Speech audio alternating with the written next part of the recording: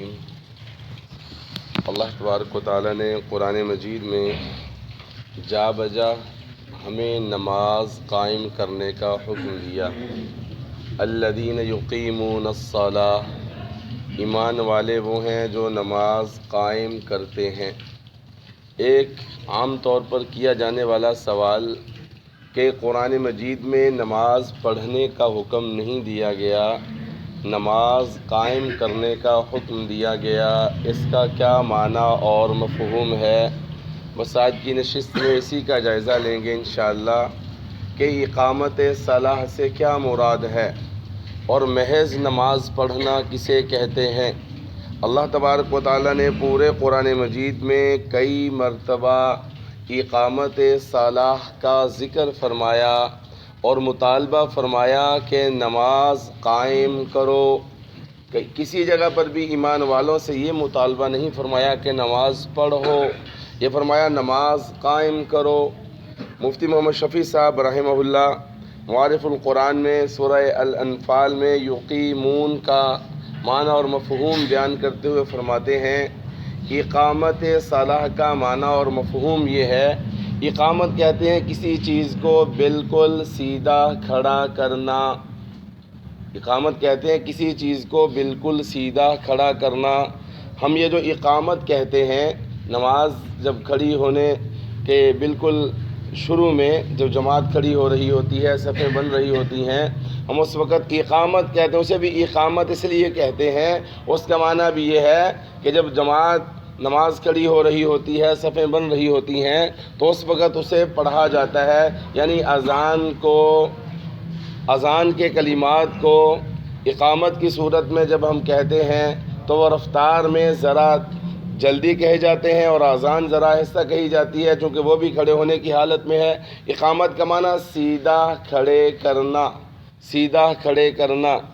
اب اس کا اصطلاحی معنی اور مفہوم کیا ہے؟ اقامت صلاح جو اللہ نے بار بار فرمایا نماز کو پورے آداب اور شرائط کی رعایت کے ساتھ ادا کرنا یا ادا کرنے کی کوشش میں لگ جانا، اسے اقامت صلاح کہتے ہیں۔ نماز کے فرائض ہر ایک کو پتہ ہوں، یعنی کہ صرف علماء کو پتہ ہوں، باقی کسی کو پتہ ہی نہیں ہے۔ نماز کے فرائض، نماز کی شرائط کون سی ہیں، نماز کے ارکان کون سے ہیں، لمحہ فکریہ ہے میرے اور آپ کے لیے۔ نماز کے واجبات کون سے ہیں، کون سی چیز چھوٹے گی تو نماز ٹوٹ جائے گی، کون سے ارکان چھوٹیں گے تو سجدہ سہو ہوگا، کون سے واجبات چھوٹیں گے تو سجدہ سہو ہوگا، کون سا رکن چھوٹے گا تو نماز ہی نہیں ہوگی، کون سی شرط نہ پائی گئی تو نماز سیدھے سے ہی نہیں ہوگی، نماز کی سنتیں کون کون سی ہیں، کتنی ہیں، نماز کے مکروہات کتنے ہیں، مفسدات نماز کتنے ہیں جن سے نماز ختم ہو جاتی ہے، نماز ٹوٹ جاتی ہے، نماز کا خشوع، نماز کا خضوع کیسے آتا ہے، نماز میں پڑھی جانے والی قراءت کو کیسے درست کیا جائے، کتنا درست کیا جائے، نماز میں ہم خیالات سے بچ جائیں، نماز میں ہماری نظر ہمارے سجدے کی جگہ پر جم جائے، ہمارا ذہن ہمارا دل نماز کی طرف متوجہ ہو جائے، اسے کہتے ہیں اقامت صلاح۔ اور بہت عجیب بات میرے اور آپ کے لیے سوچنے کا مقام، جہاں پر ایمان والوں کی نماز کا ذکر ہے وہاں لفظ ہے اقامت صلاح، اور جہاں ایمان والوں کا ذکر نہیں ہے، منافقین کا ذکر ہے یا کسی اور کا ذکر ہے، وہاں لفظ صلاح فرمایا۔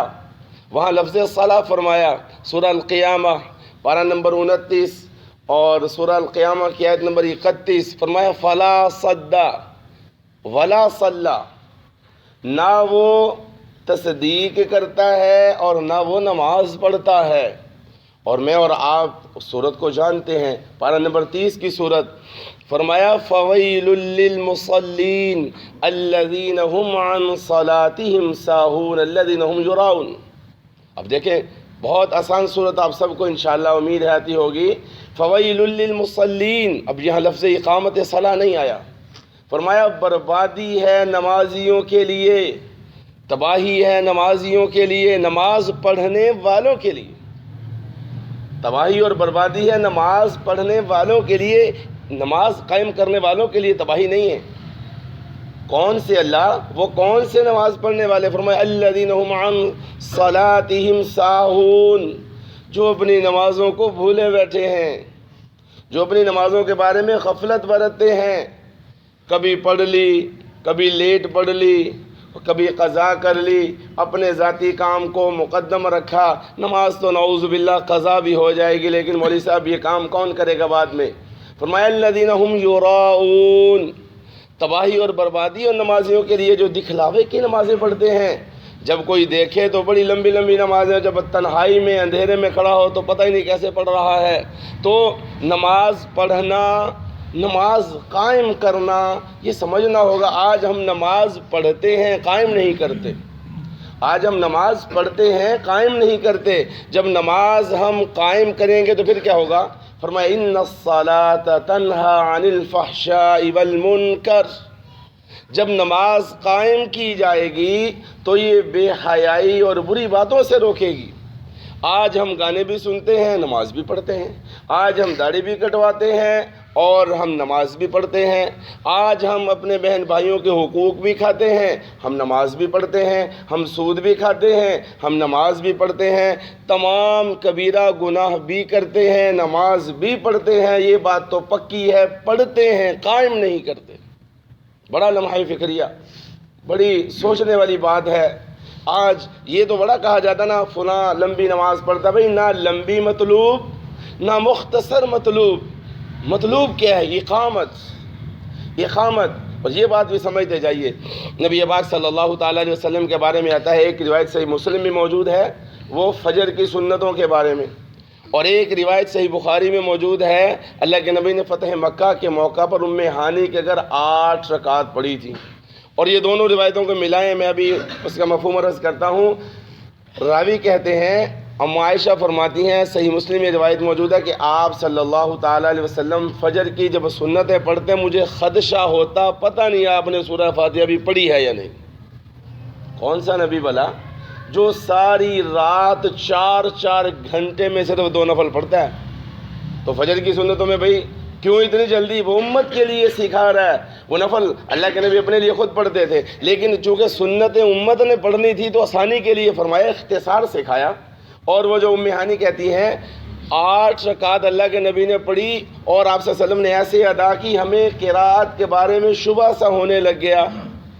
اور دوسری بات صحیح بخاری میں روایت موجود کہ اللہ کے نبی صلی اللہ علیہ وسلم رمضان اور غیر رمضان میں 11 رکعت ادا کرتے تھے، 11 رکعت۔ اور اما جان عائشہ فرماتی ہیں لا تسأل عن حسنہن وطولہن، حضور 4 کر کے پڑھتے تھے، نہ لمبائی کا سوال کرو نہ خوبصورتی کا سوال کرو۔ اور پھر تیسرا فرمایا، تقریباً حدیث کی ہر کتاب میں باب موجود ہے، امام کو چاہیے نہ وہ بہت لمبی نماز پڑھائے نہ بہت آہستہ، درمیانی نماز پڑھائے۔ تو میرے بھائیوں، اللہ کے نبی نے تینوں نمازیں پڑھ کر دکھائی ہیں۔ لمبی ایسے پڑھنی ہے، مختصر ایسے پڑھنی ہے، درمیانی ایسے پڑھانی ہے۔ میں قربان جاؤں اپنے نبی کے، اس نے سب کچھ بتایا۔ آج میں اگر نماز لمبی پڑھ رہا ہوں تو کبھی کان میں خارش ہو رہی ہے، کبھی ناک میں خارش ہو رہی ہے، کبھی میں کپڑے سیدھے کر رہا ہوں، کبھی میں پاؤں سیدھے کر رہا ہوں، یہ بھی اقامت صلاح نہیں ہے۔ جلدی پڑھنا یہ بھی اقامت صلاح نہیں ہے۔ ننگے سر پڑھنا، جان بوجھ کے سر ننگے آنا اور ٹخنے ننگے نہ کرنا، اور ایسے لباس میں نماز ادا کرنا، رات کو جو ہم نائٹ ڈریس استعمال کرتے ہیں، رات کے کپڑے استعمال کرتے ہیں، اگر ہمارا مقامی کونسلر ہمیں بلا لے ہم ان کپڑوں میں جانا پسند نہیں کرتے، لیکن صبح اسی طرح منہ اٹھا کے مسجد میں آ جاتے ہیں۔ نماز پڑھ رہے ہیں، قائم نہیں کر رہے، نماز پڑھ رہے ہیں، قائم نہیں کر رہے۔ وہ جو لفظ بولتے ہیں ہم، میں پورا سال یہ دعوت دیتا رہتا ہوں، تشریف لائیں بھائی، جس وقت مرضی آئیں، نماز سیکھیں، فرائض، واجبات، سنن، مستحبات، مکروہات، مفسدات، اور آخری 10 صورتیں قرآن مجید، جب مرضی آئیں، الحمدللہ کبھی نہیں کہیں گے وقت نہیں ہے، کوئی شدید مجبوری نہ ہو، وہ ایک الگ معاملہ ہے، نہیں تو الحمدللہ ہر وقت اس کام کے لیے تیار ہیں۔ تو میرے بھائیوں، آج ضرورت اس امر کی ہے ہم اقامت صلاح کی طرف قدم بڑھائیں، ہم اقامت صلاح کی طرف قدم بڑھائیں، چھوڑ دیں کسی کو کون کیا کر رہا ہے، میں اپنی نماز کی فکر کروں۔ جب میری اور آپ کی نماز بن جائے گی، پھر ہاتھ بعد میں نیچے آئیں گے، اللہ فیصلے فرما دیں گے۔ پھر ہاتھ بعد میں نیچے آئیں گے، اللہ ہماری دعاؤں کو قبول کر چکے ہوں گے. تو یہ معنی اور مفہوم ہے اقامت صلاح کا. اللہ تعالیٰ مجھے اور آپ کو نماز قائم کرنے کی توفیق نصیب فرمائے.